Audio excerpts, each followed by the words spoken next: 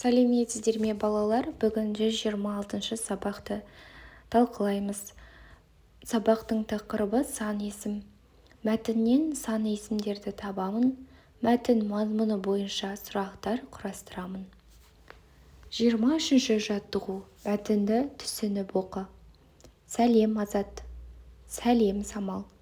Азат, сен қаламызда салынған метроны көрдің бе? Иә, көрдім. Маған метро ұнайды. Метро 11 бекеттен тұрады екен. Оның 5-еуі тереңде орналасқан. Пойыздар әр 7 минут сайын жүреді. Пойыздың іші таза әрі жайлы. Рахмет, Азат. Мені қызықтырып қойдың. Міндетті түрде барып көремін. Мәтіннің авторы Жұмабай Қайранбай. Балалар, енді тапсырмаларды орындайық. Бірінші, мәтін мазмұны бойынша бір-біріңе сұрақ қойыңдар. Азат, метроны көрген бе? Иә, көрген. Оған метро ұнайды ма? Иә, ұнайды. Метро неше бекеттен тұрады екен? Метро 11 бекеттен тұрады. Пойыздар неше минут сайын жүреді? Пойыздар 7 минут сайын жүреді. Екінші тапсырма. Мәтіннен сан есімдерді тап. Оларға сұрақ қой.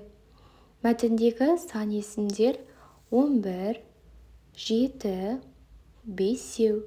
Бұл сөздер қанша, неше деген сұрақтарға жауап береді.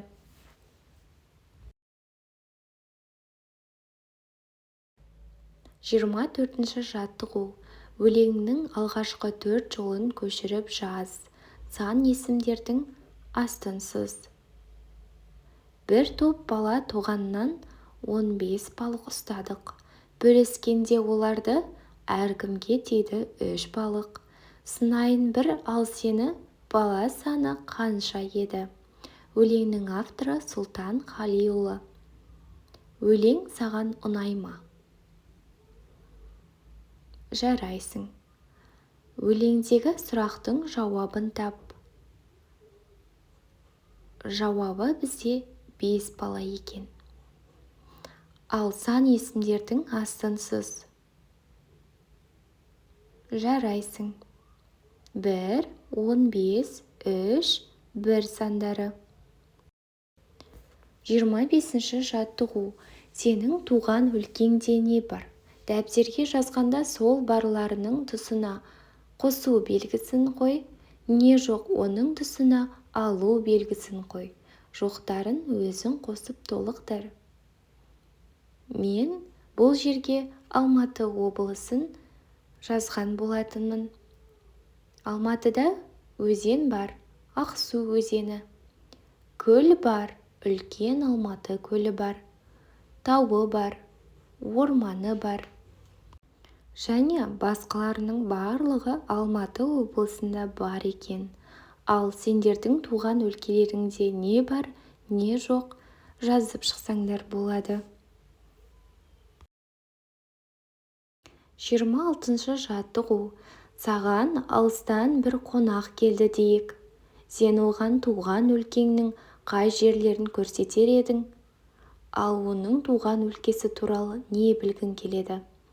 Осындай сұрақтар арқылы бір-біріңмен сұхбаттасыңдар. Бізде бірінші туған өлкеңнің қай жерін көрсетер едің? Сол сұраққа жауап жазайық. Мен туған өлкемнің, яғни Алматы қаласының орталық саябағында орналасқан зоопаркты, Медеу биік таулы мұз айдынын, Шымбұлақ тау шаңғысы курортын, қаланың ең биік нүктесі Көктөбе саябағын көрсетер едім. Ал екінші сұрақ.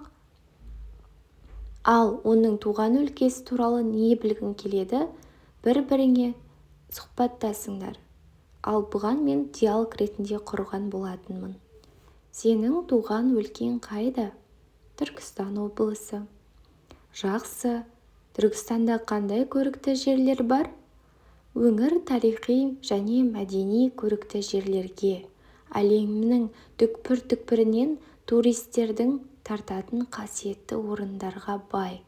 есім хан кесенесі. Қожа Ахмет Яссауи кесенесінің жанында орналасқан көрнекті құрылыстардың бірі. Рәбия Сұлтан Бегім кесенесі де бар. Кітапхана бар ма? Әрине бар. Өлкені аралау арқылы ұлы кесенелермен танысуға, ежелгі мешіттермен, археологиялық ескерткіштерді көруге, суфилік мәдени дәстүр рухын сезінуге болады. Балалар, өздеріңнің туған өлкелерің туралы жазсаңдар болады. Міне осындай мысал ретінде жазып қалдырдым.